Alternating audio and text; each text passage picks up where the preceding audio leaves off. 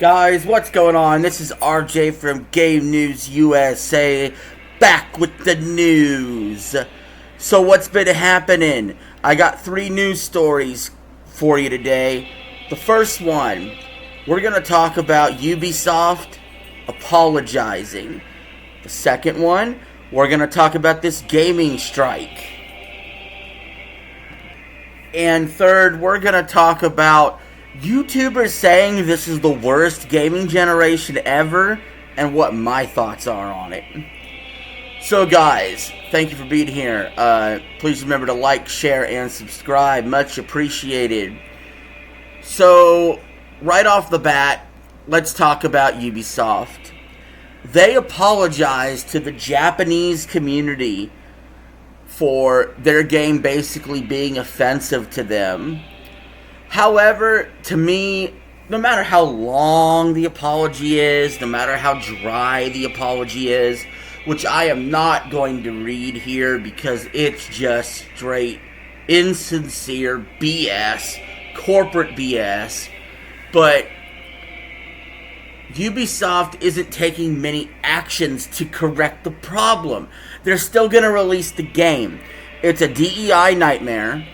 People are already putting backlash against it for obvious reasons because it's just straight silliness what Ubisoft decided to do with Assassin's Creed Shadows.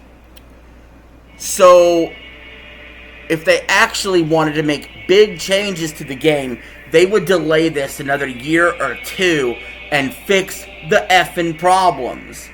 However, they're going to push through. The machine always got to push through at Ubisoft. They're just going to release this game. And I can't wait to cover it. The backlash is going to be real. But here's the thing about Ubisoft and about this issue. They don't care. They're just going to do whatever their shareholders want to do. And they especially don't care about the Japanese market. Why? Because less and less of the game publishers care about the Japanese market. It doesn't matter if a ton of games come from there. That's not their biggest user base. Their biggest user base is the USA. You know, it used to be a time where people really looked at Japan as, oh, this is a sign of how sales could be around the world, or even though they weren't the industry leader as far as sales go, they were still well respected. Their opinions were well respected. Now, AAA gaming largely ignores Japan entirely. Xbox had a whole strategy to make AAA gaming more of a thing from a Japanese perspective, and they just abandoned it and gave up on it. PlayStation doesn't care. Nintendo still cares a little about Japan, but everybody's chasing that almighty United States dollar, for sure. And the European markets as well. So yeah, Ubisoft, I could give a rat's ass about your apology. It's not genuine, it's not sincere, and you're not doing anything to actually fix the game. Next news story. There's a gaming strike going on. If you haven't heard, there's like a bunch of voice actors who are on strike because they demand AI not be put into video games, or they want protections. I'd hate to break it to these guys because listen, I am really a fan of the labor force. I'm really a fan of protecting the little guy, but what they're attempting to do isn't gonna work. No matter what they try, AI is going to be in video games. I guarantee it. I would bet everything I own, AI, voice acting, AI everything, is eventually coming to video games. There's just no doubt.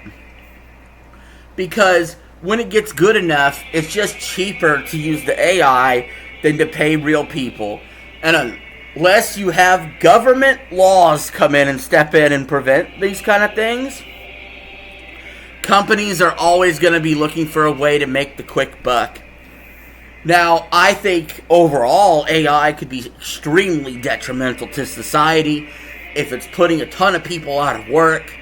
And But the idea that government's going to step in and curtail this at all is laughable. Maybe in Europe. But also the idea that this strike is going to convince these companies to be like, gee golly whiz, I'll never use AI again. In fact, it's strikes like these that will push these companies to use AI. For example, when fast food workers struck in California in order to get a higher wage, they eventually did win that and got a higher wage. However, the price of your McDonald's meal got bigger and things became even more automated. So at the end of the day, more people lost jobs, prices went up. Some people made out good for now. But that's kind of what could happen right here to the gaming industry. So I like the idea, I like the sentiment behind what they're trying. I just think in practice, in practicality, it doesn't make a lot of sense. And deep down, they know it, I know it, you know it, we all know it. Last news story of the day. Not so much a news story, more than it is something I've seen on YouTube a lot lately. And that is YouTubers, gaming YouTubers in particular, complaining about the current generation of games. And for those guys, I got something to tell them. Shut up. Why do they need to shut up? Because they're making money off of the current modern video game industry. They're grifting to you to some degree right here. They're appealing to your nostalgia. And here's the truth. Whether it was gaming in the 70s, gaming in the 80s, gaming in the 90s, the 2000s, the 2010s, or right now, there have always been good games and bad games. You just have to find them. There's different pricing models. I would say, yes, the exclusives for this particular generation, especially on the Xbox, and especially on the PlayStation, have been absolutely piss poor. However, there's still tons of great third-party games. You don't have to buy microtransactions. It may be annoying you see it in front of your face. I don't buy microtransactions, and I game hundreds of hours a month, and I never have to buy a microtransaction at all. Okay? We have better services than we've ever had. Game Pass is the best deal in gaming. Nintendo right now, because it's not split between handheld and console, it's one unit, is coming out with games on a single unit, almost churning them out on a monthly basis. And although I'm tired of remasters and remakes constantly, sometimes they hit. I loved Paper Mario: The Thousand Year Door. So other people, I'm sure, find a remake or a remaster they also love. So I always say, if you don't like it, just don't buy it. But to sit there and complain and bitch and moan about the current console generation and say, oh, I miss it back in the old days. Are you sure you do? Because back in the old days, you also didn't make money off of YouTube talking about the current console generation. So, now, there are YouTubers that talked about it that I like and respect, though, and I'm sure their opinion's genuine. RGT85 did. Game Explain did. I forgot that guy's name, but he's kind of cross-eyed. But he talked about it, and I respect those two people. Okay? I'm not saying they're grifting on purpose, but there's plenty that are besides them anyway.